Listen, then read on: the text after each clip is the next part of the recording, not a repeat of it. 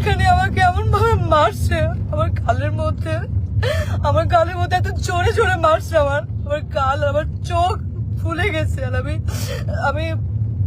আমি আমি মানে কথা বলতে পারতেছিলাম না। আজকে আমি লাইভে আসছি একটা কথা বলার জন্য। আমার কাছে মনে হয় আমার এটা জানানো উচিত। সো আমি কখনো এইভাবে লাইভে আসিনি, ফর দ্য ফার্স্ট টাইম আমি লাইভে আসছি। সো আমি এই মুহূর্তে আছি হচ্ছে মানিকগঞ্জ।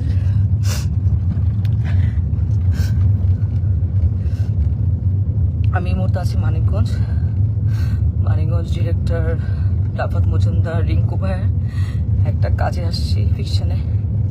এখানে আমার সাথে আছে তানজিন তিশা, সুতিজামান, সেলিম ভাইয়া, মোমেন আন্টি এবং অ্যাক্টর মিরাপি।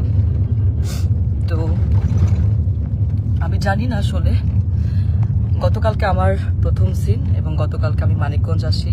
এসে আমি তানজিন তিশা আপুর জন্য আমি খুব সুন্দর ঢাকা থেকে গিফট নিয়ে আসছিলাম, যে আমি তানজিন তিশা আপুকে গিফটগুলো দিব।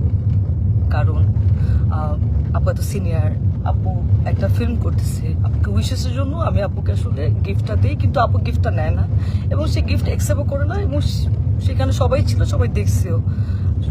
তো আমি কিছু বলি না যে উনি হয়তো গিফট নেয় নাই, ঠিক আছে, মেনে নিচ্ছি।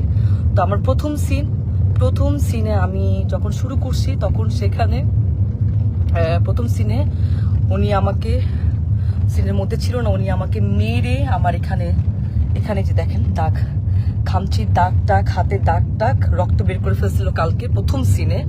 এবং সেইটা যখন মনিটরে এসে আমি যখন দাঁড়াইছিলাম, তখন রিঙ্কু ভাইয়া এবং সেলিম ভাইয়া দুজনেই বলতেছিল যে তিশার কি হয়েছে, তোমার সাথে কি কোনো ঝামেলা আছে আগে, ও তোমাকে এভাবে মারলো কেন, বা কি আসে বিষয়।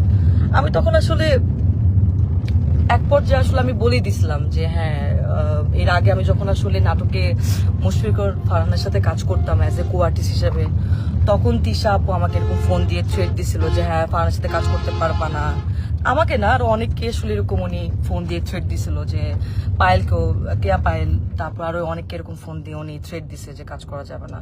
তো আমি তখন বলছিলাম ওই সময়টা যে আপু কেন আমি কাজ করব না, আমি তো আর্টিস্ট, আমি তো সবার সাথে কাজ করব, ফারহান ভাইয়ের সাথে কাজ করব, জোবান ভাইয়ের সাথে কাজ করব, সবার সাথে। ফারহান ভাইয়ের সাথে কেন কাজ করব না, কি সমস্যা কি? তখন আমি বলছি হ্যাঁ, আমার ফারহান আমার জামাই হয়। আমি তখন কিছু বলি না, আচ্ছা ঠিক আছে, মনে হয় পার্সোনাল ওনাদের ব্যাপার হয়তো। তারপরে এরপরে গিয়ে কিন্তু আমি ফারহানকে জানাইছি ফোন দিয়ে যে ফারহান, তিশা আপু কিন্তু আমাকে ফোন দিয়ে এইসব কথাবার্তা বলছে, এইভাবে হলে তো কাজ করতে পারবো না। তো সেটাও তাও 1-2 বছর আগের কথা। যাই হোক, উনি হয়তো ওই ক্ষোভ বা এই রাগ নিয়ে আসে কিনা, আই ডোন্ট নো। আজকে আমার সব সিন শেষ, আমি লাস্ট সিন।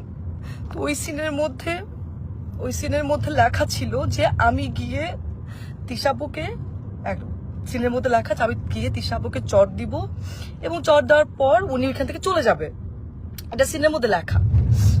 তো আমি টেকনিক্যালি, আমরা তো টেকনিক্যালি কিন্তু আসলে আর্টিস্টকে আমরা যদি কেউ কাউকে মারে বা আঘাত করে, আমরা কিন্তু খুব সফটলি টেকনিক্যালি সেটা করি। তো আমি তিশা আপুকে খুব আস্তে করে গালের মধ্যে জাস্ট একটু গালে হাত লাগাইছি। উনি চলে যাওয়ার কথা ছিল, কিন্তু উনি চলে না গিয়ে উনি সিনের মধ্যে, ক্যামেরা ওপেন ছিল, ক্যামেরা ওপেনের সিন চলতেছে মানিকগঞ্জে, এখানে অনেক মানুষ ছিল, তারপর ডিওপি ভাই আরো সবাই ছিল, এডিটর সবাই ছিল। উনি ওইখানে আমাকে এমন ভাবে মারছে, আমার গালের মধ্যে এত জোরে জোরে মারছে, আমার গাল, আমার চোখ ফুলে গেছে। আর আমি আমি আমি মানে কথা বলতে পারতেছিলাম না। আমার এই জায়গাটা এত জোরে লাগছে, তো আমি নিতে পারি নাই। এন্ড উনি এটা ইন্টেনশনালি করছে, এবং করার পর আমি বললাম যে আপু এটা কি করলেন, আপনি কেন মারলেন আমাকে, আপনার তো এটা সিনে ছিল না। এন্ড উনি আমাকে যা তা গালাগালি শুরু করছে। উনি জানি না আসলে উনি কিছু খাইছে কিনা, কারণ উনি গতকালকেও খুব উইয়ার্ড আচরণ করছে। গতকালকে উনি এরকম 40 মিনিট 50 মিনিট এরকম বাথরুমের মধ্যে আটকা থাকতো, কি খায় না খায় আমরা জানি না, ওনার গায়ে থেকে গন্ধ আসে, এন্ড কেমন যেন পাগলের মতো অ্যাটিটিউড করতেছে। এখন উনি কি নেশা করছে কি নেশা করে না সেটাও আমি জানি না, কিন্তু কেমন যেন পাগলামির মতো আচরণ করছে। এন্ড এটা সবাই সেটা দেখতেছে, তো উনি আমাকে চড়া মারার পর আমি বললাম যে আপু আপনি এটা কি করলেন, আপনি কেন মারলেন আমাকে এভাবে, সবাই তো দেখছে। তো উনি আমাকে বলে, আমি পরে ওনাকে বললাম যে আমি কিন্তু একটু সিকিউরিটিকে জানাবো আপু, আপনি যে আমার সাথে এটা করলেন এটা আপনি ঠিক করেন নাই, আপনি আমাকে এভাবে মারতে পারেন না। তো উনি আমাকে বলেছে ও আচ্ছা একটু সিকিউরিটিকে জানাবা, ও ভাইরাল হবা, একটু ভাইরাল হতে চাও। আমি ওনার কথা শুনে অবাক হলাম যে একজন সিনিয়র আর্টিস্ট কিভাবে এই কথাগুলা বলে। অ্যান্ড উনি এত বছর ধরে কাজ করছে ইন্ডাস্ট্রিতে, উনি আরো আমাকে গাইড করবে, উনি আমাকে আরো হচ্ছে হেল্প করবে, কিন্তু উনি যদি উল্টা আমাকে এইভাবে নেগলেক্ট করে কথা বলে, তাহলে আমি আর্টিস্ট হয়ে আমি কিভাবে ওনার সাথে কাজ করব, কিভাবে করব বলেন। এন্ড ওইখানে সবাই আমাকে মানাতে আসছে, সবাই দেখতেছে যে উনি আমার সাথে কারো ব্যবহার করতেছে, আপনারা আমাকে কি মানাবেন। তো আর্টিস্ট হয়ে তো আর্টিস্টের কাছ থেকে এটা তো আমরা একসেপ্ট করতে পারি না। আমাকে এমন ভাবে মারছে, আমার এক পাশে কারের দুলো কোথায় পড়ে গেছে, আমার কোনো কিছু খেয়াল নাই।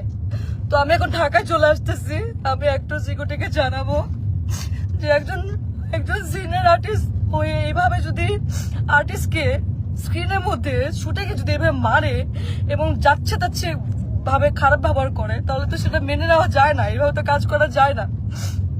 আমি তো এর আগেও মেহজাবিন আপুর সাথে কাজ করছি, কাজলের দিন রাত্রি, সেখানে বিকি ভাইয়ের কাজ করছি। কই মেহজাবিন আপু তো আমাকে এত সুন্দর করে কিভাবে কাজ করতে হবে আমাকে সাজেশন দিছে, আমাকে এত সুন্দর করে ট্রিট করছে। তোমার কাছ থেকে আমি শিখছি, আমি তো ভাবছি আমি তিশা আপুর কাছ থেকে শিখবো, কিন্তু তিশা আপু আজকে যেটা করলো এটা এটা এটা তো আমার সাথে অন্যায় হয়েছে, এটা তো ঠিক হলো না, এটা তো একদমই ঠিক হলো। আমি তো কাজ করতে গেছি, আমি তো আসলে এটা তো আমি আশা করি নাই।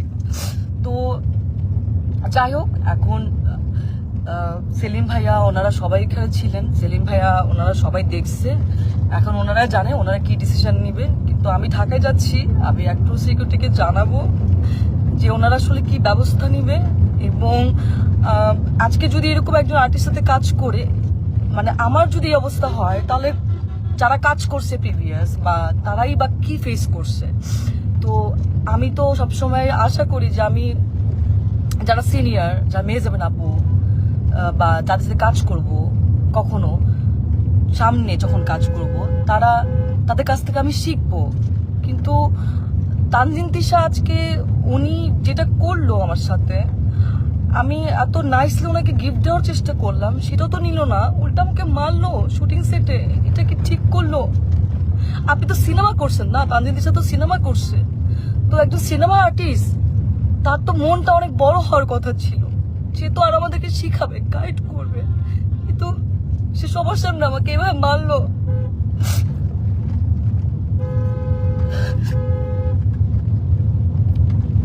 যাই হোক, আমি ঢাকায় যাচ্ছি,